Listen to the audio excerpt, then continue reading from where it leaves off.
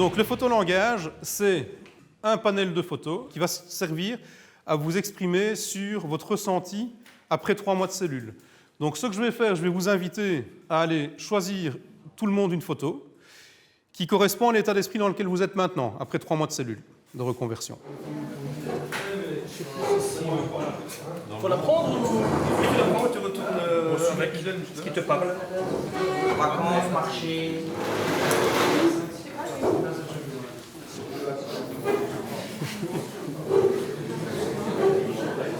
Donc là-bas, c'est qui, Didier? Ok, Didier, tu as choisi quoi? Tu lui montres? Vas-y, des... Oui.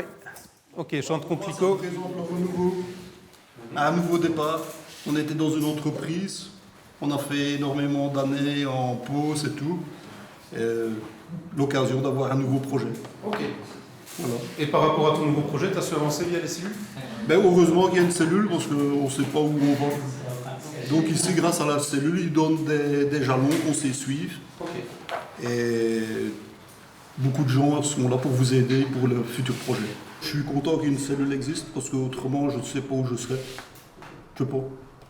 Donc l'idée, c'est vraiment de prendre le temps, les cellules le permettent. Moi, c'est De Bruyne Pascal. Je suis délégué syndical et délégué du conseil d'entreprise chez Audi Bruxelles.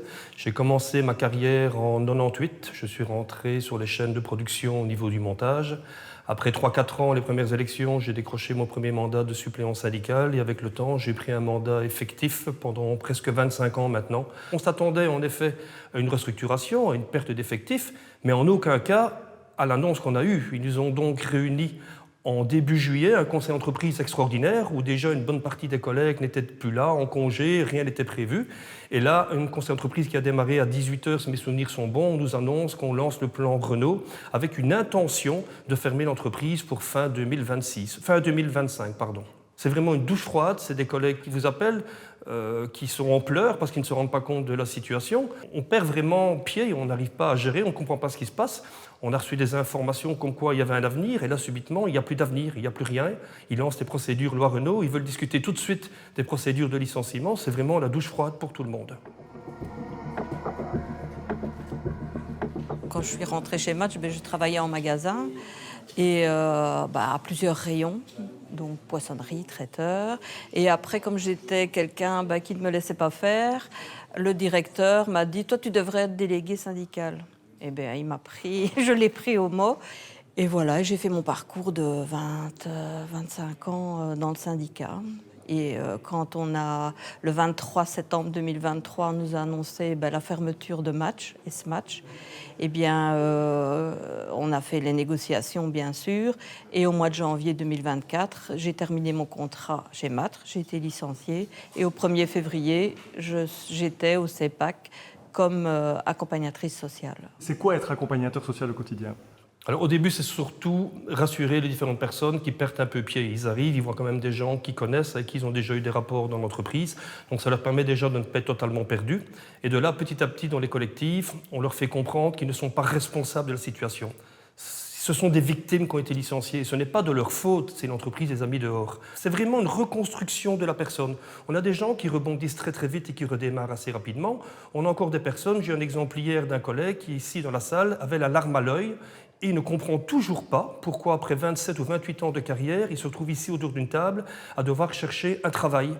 Et notre boulot à nous, c'est vraiment de les accompagner, de parler avec eux, de leur proposer, de leur montrer qu'il y a d'autres possibilités, qu'il y a moyen de rebondir, qu'il y a moyen de trouver une autre vie. La première collective, c'est l'accueil. Voilà, on voit toutes les personnes, on leur explique ce qui va se passer en cellule. Puis la deuxième, c'est faire son deuil. Et faire son deuil, voilà, il y en a qui pleurent, il y en a qui sont fâchés, qui sont en colère parce que voilà, ils n'ont rien fait, ils nous ont laissés là, ils nous ont mis dehors, alors qu'on savait bien que ça faisait des années que ça durait. Voilà, c'est la colère qui sort.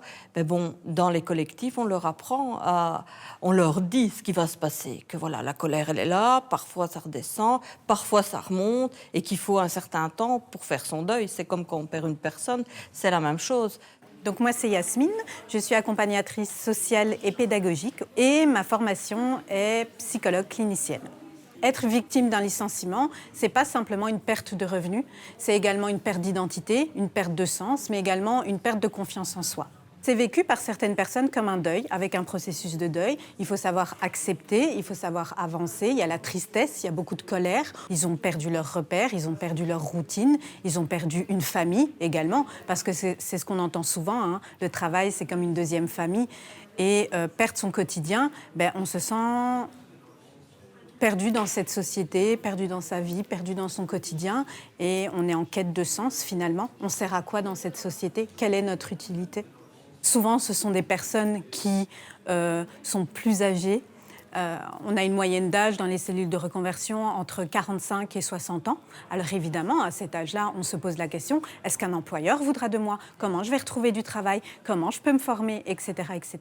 Et donc, mon rôle, c'est de venir un peu valoriser la personne et lui faire rendre compte de ses propres forces, que oui, il est capable de trouver un métier qui va l'épanouir. Le but, c'est qu'ils puissent s'épanouir au sein de l'emploi et qu'ils puissent être guéris de leur premier licenciement avant de retourner à l'emploi. Donc, c'est important de pouvoir les accompagner dans leur projet de vie, dans leur retour à l'emploi ou autre. En tout cas, d'être très attentifs et à l'écoute de leurs besoins. Et tout au long des collectifs et des mois qui s'écoulent, ici ça fait quand même 1 an et demi qu'on est là, on les aide. Nous, comme on les connaît en tant que délégués, on sait les diriger sur certains emplois qui ne se seraient même pas dit, tiens, je vais faire ça. On sait les diriger et on sait leur donner l'espoir aussi. Et on est toujours là pour les papiers, mais pas rien que pour l'administratif, pour parler aussi. Il y en a qui viennent ici, ça c'est à côté de moi, mais c'est pour parler. Parce que parfois, on a besoin de parler et comme on se connaît, c'est beaucoup plus facile. Et on ne peut pas avoir ça si on est dans une société intérim ou je ne sais pas moi, ou nulle part d'ailleurs. Si on laisse la personne sans rien, on lui dit tu as perdu ton emploi aujourd'hui, voilà, maintenant tu vas en chercher un autre et rapidement parce que tu dois recommencer à travailler. Et là, il n'y a personne qui va aider la personne va se retrouver à la rue. Il n'y aura pas l'humain qui va pouvoir l'aider, les personnes qu'elle connaît. Et donc, la cellule, c'est un cocon. Il n'y a pas que non plus l'aspect professionnel. Il y a la vie, si on n'est pas bien dans sa peau parce qu'on a perdu son boulot, il y a tout qui se dégrade, même dans le privé. Donc, ici, ils sont bien. D'ailleurs, quand ils viennent ici, ils sont bien. Et il y en a beaucoup qui ont trouvé un job de 350. On n'est plus qu'à 60. Donc, voilà, oui, il y a des résultats. Heureusement, et c'est ça qui est motivant, on voit que depuis 3 mois, on a déjà une partie des personnes qui ont déjà trouvé une voie, qui commencent à retrouver un travail, qui signent des contrats CDD ou CDI et qui avancent. On en a qui vont également trop vite, ils retrouvent un boulot, mais ils sont déçus et ils reviennent dans les cellules parce que ça s'est mal passé. Ou c'est des petits contrats intérimaires, on vous utilise parce que vous remplacez quelqu'un et après, retour dans les cellules, quoi. La différence, c'est qu'ici, on leur donne le temps, on les accompagne vraiment et on ne comptabilise pas quelqu'un qui travaille une semaine comme intérimaire comme quelqu'un qui a été remis à l'emploi. Et j'entends qu'en Flandre, c'est comme ça que ça fonctionne. On a une prestation, ça y est, on a du boulot. Non, ça ne marche pas comme ça. Je trouve même qu'on devrait élargir les cellules de reconversion en Flandre et à Bruxelles. Ce devrait être un outil qui devrait être généralisé dans toute la Belgique. On ne devrait pas l'arrêter uniquement à la Wallonie. Alors quand j'entends qu'ils veulent supprimer les cellules, je crois qu'ils devraient venir ici, passer 1 ou 2 journées avec nous et se rendre compte de la détresse des personnes qui ont été licenciées.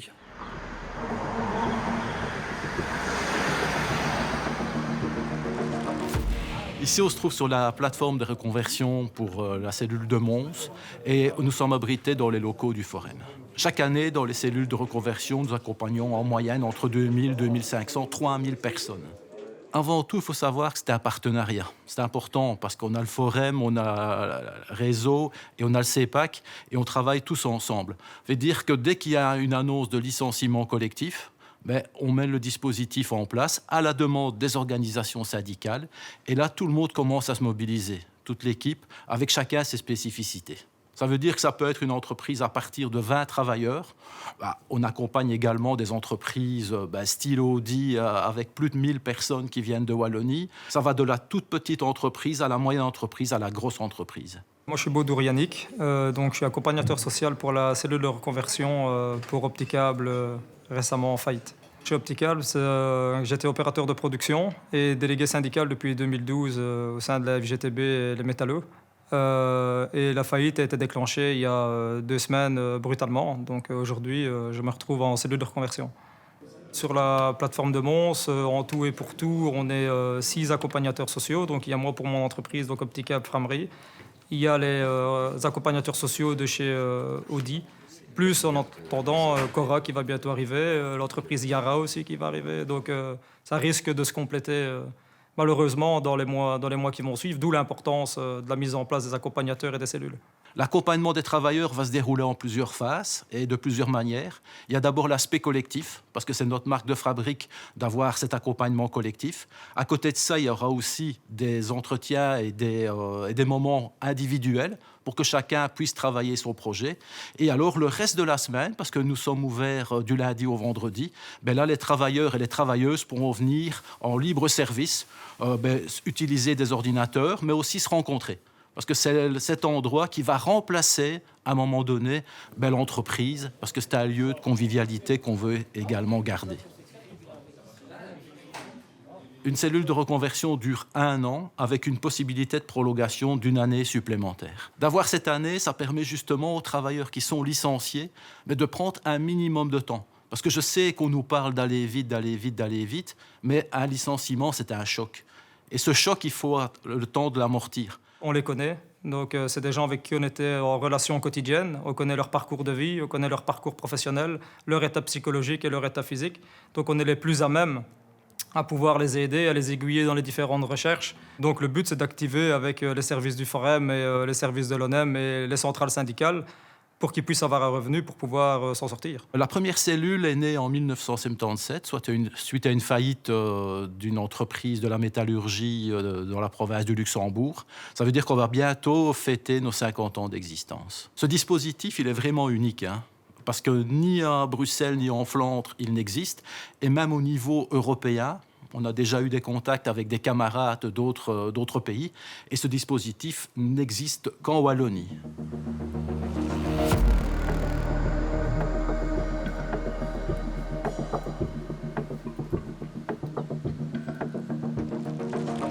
Sur les agriculteurs pour rentrer dans les circuits coopératifs, vu qu'on entend tout le temps les agriculteurs. Ici, c'est un public qui est suivi, qui est l'entreprise Farnell, qui est une entreprise qui était sur le site de Bierzet.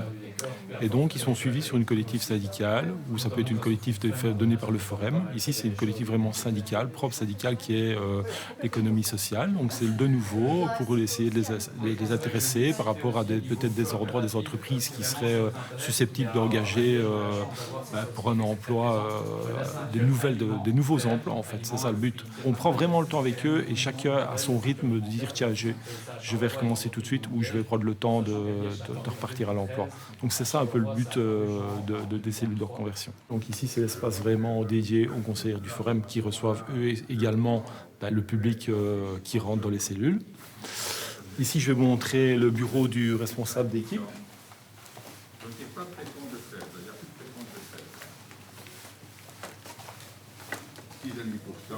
Donc ici, c'est le bureau de M. Lemarchal, qui est le responsable d'équipe et en même temps qui est le responsable de la plateforme ici sur Liège. Donc.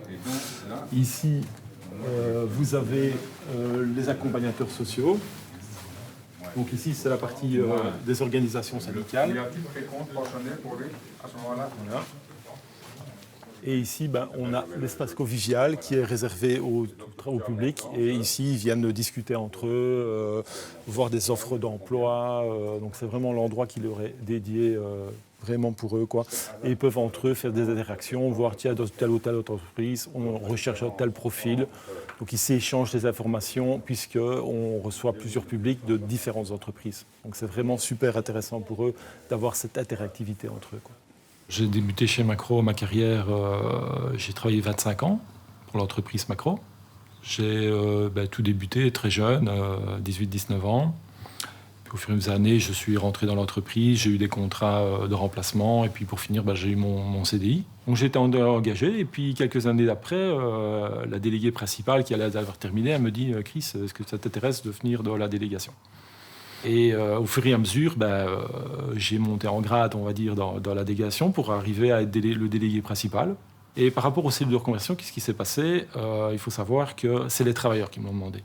C'est les travailleurs de chez Macro qui m'ont dit « Chris, tu ne nous abandonnes pas. Chris, on veut pas que on veut que tu restes avec nous. » Donc c'est vraiment les travailleurs qui m'ont chargé d'une nouvelle mission et de les accompagner, de les aider dans leur recherche d'emploi et justement de pouvoir canaliser cette frustration qu'ils ont eue parce que C'est des personnes qui étaient des personnes âgées, même des jeunes, qui ont fait des 25-30 ans dans l'entreprise, qui n'ont connu que l'entreprise Macro. Donc les travailleurs, t'imagines dans quel état d'esprit ils se sont retrouvés, hein. On leur a vendu leur magasin. Moi, j'ai vu des gens pleurer, hein. Pour eux, c'était leur demande à eux, c'est « Chris, tu nous accompagnes, tu restes avec nous ».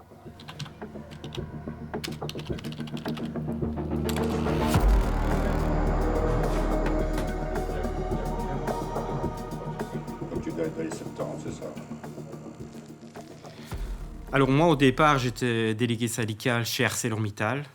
Malheureusement, Mittal a décidé de fermer l'entreprise. Et donc, je suis ici en cellule de reconversion comme coordinateur depuis maintenant un peu plus de 11 ans. De manière générale, il y a toujours un peu deux types de personnes, deux catégories de personnes qui se retrouvent en cellule. Mais il y a les personnes qui se retrouvent en cellule et qui rebondissent directement, qui n'ont pas le choix. Souvent, dans le cadre de faillite, on doit aller vite parce qu'on a des factures à payer. Et donc, on ne regarde pas dans le rétroviseur et on avance. Et puis, il y a l'autre catégorie, et moi, par contre, j'en ai fait partie. C'est des personnes qui ont un petit peu plus dur, qui ont cette nostalgie, pas la nostalgie de l'entreprise, mais plutôt la nostalgie des camarades qui, dans mon cas, qui sont restés en entreprise. Et donc, je me suis retrouvé ici, un nouveau boulot, mais pas du tout, j'avais pas du tout fait mon deuil. C'était assez rapide. Et donc, j'étais en souffrance. J'ai vraiment eu très, très dur de tourner la page. Et donc, il m'a fallu très clairement 21, 22 mois avant de passer à autre chose et avant de tourner à moi-même la page. De quoi est-ce que tu es le plus content, le plus fier ? Moi, c'est de les écouter. C'est de les écouter et de prendre le temps avec eux. Pour l'instant, voilà, je suis là, c'est le Lunch Garden. Il faut savoir que Lunch Garden, c'était une faillite. J'ai eu une dame au téléphone au tout début qui a subi cette faillite et qui a été licenciée un peu plus tard. Et elle me dit, monsieur, je vis avec les allocations familiales de mes enfants. Je n'ai pas encore touché quoi que ce soit. Donc, qu'est-ce qu'on a fait moi, en tant qu'accompagnateur? Donc, j'ai fait les démarches nécessaires pour l'aider, pour avoir son droit, son chômage. Moi, c'est vraiment leur apporter cette aide. Il y en a beaucoup qui me disent ouais, t'es notre ange gardien, truc ainsi.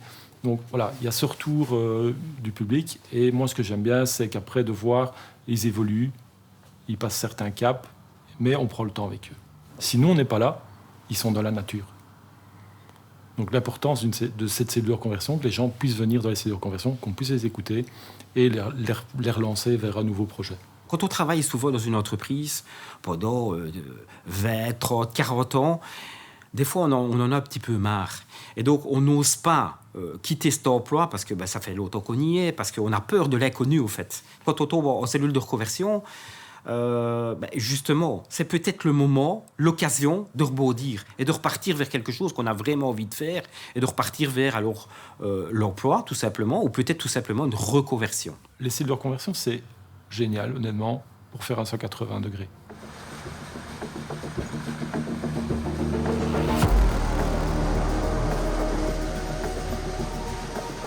Je m'appelle Antoinette Liégeois, j'ai 53 ans. Je suis ici à la Citadelle dans le service quartier accouchement. Ça va faire 1 an que je suis ici. Alors ici, il y a beaucoup de choses. Donc il faut gérer le Kanban. C'est étiquette en japonais, mais c'est une pièce où on range tout le matériel médical et qu'on doit gérer nous-mêmes. Il faut acheminer tout ce qui est prise de sang, prendre des rendez-vous pour les patients, des fois les conduire aussi jusqu'au service, préparer toutes les salles pour les mamans, pour les accouchements, préparer les salles de césarienne. Il y a beaucoup de choses à faire. Oui, j'ai travaillé 33 ans chez Macro. J'ai fait un peu tous les postes. Malheureusement, vous connaissez la suite. Une faillite. Et là, ça a été le coup de massue pour tout le monde. Pour les 6 magasins. Plus de travail comme ça du jour au lendemain. On avait toujours un espoir. Et là, 31 décembre 2022, c'est fini, quoi. Donc, ils ont mis en place une cellule. Et franchement, je suis contente de la variété. Parce que je ne connaissais pas auparavant. Et la cellule m'a beaucoup aidée, en tout cas. Au début, c'est un petit peu notre ressenti, parler de notre ressenti, faire un deuil, quoi. Et puis alors après, moi, j'ai voulu passer assez vite à autre chose. Et là, on a visionné des vidéos. Et là, j'ai vu une pour travailler au milieu hospitalier. Et ça m'a plu directement par les différentes tâches qu'on effectuait sur une journée. Et là, j'ai dit, pourquoi pas changer complètement d'orientation et faire cette formation-là. On a fait des CV, on a eu aussi des cours d'informatique. Et puis alors, j'ai écrit une lettre pour pouvoir faire ces cours. Donc, j'ai commencé mes cours en septembre et j'ai terminé l'année passée au mois de juin. Et 15 jours après, je travaille ici à la Citadelle. Vous avez l'impression de faire un travail utile? Tout à fait, oui. Je me sens vraiment épanouie dans mon travail, ça c'est vrai. Vraiment, je dois dire, si je devais recommencer, je voterais pour. Quoi. Ouais, je me doute. Ouais. Ça m'aide beaucoup. Ça m'aide beaucoup. Et pourtant, moi, je suis dans les RH. Ouais. Mais malgré tout, tu as des petits trucs et tout ça. Simplement mon CV, quoi. Mon CV, il a été revu par un mec qui fait de l'infographie. Et des petits détails, quoi. Et c'est 10 000 fois mieux. C'est pourtant, 10 000 t'en as fois vu mieux. passer des CV. Oh, j'en ai vu passer. Ouais. Alors, moi, je m'appelle Anne Labouvry. J'étais DRH chez Yves Rocher. Dans le cadre de cette fonction, j'ai été appelée à mener en fait un licenciement collectif selon les principes de la loi Renault pour l'ensemble des ouvriers qui travaillaient avec nous en Belgique. Ça a demandé la suppression d'une quarantaine d'emplois, les 40 ouvriers. La cellule de reconversion a été mise en place, donc ça a permis d'accompagner en fait les ouvriers dans leur reconversion ou recherche d'un nouvel emploi. Il y a quelques très belles histoires, des gens qui ont fait d'une crise ont fait une solution. Je l'ai expérimenté du point de vue extérieur, du point de vue de l'employeur, mais maintenant je l'expérimente aussi en tant que travailleur qui va devoir en fait se réinventer et trouver un nouveau challenge. Vous voulez bien nous raconter ça? Donc le moment où vous apprenez que vous-même vous allez être licencié, et comment vous vivez ça, et puis comment vous en arrivez à la cellule de reconversion? Alors quand j'ai appris la nouvelle, étrangement en fait, ce que je me suis dit c'est je comprends, même si ça m'arrange pas moi, puisque je sais que je fais partie en fait des personnes qui vont être licenciées.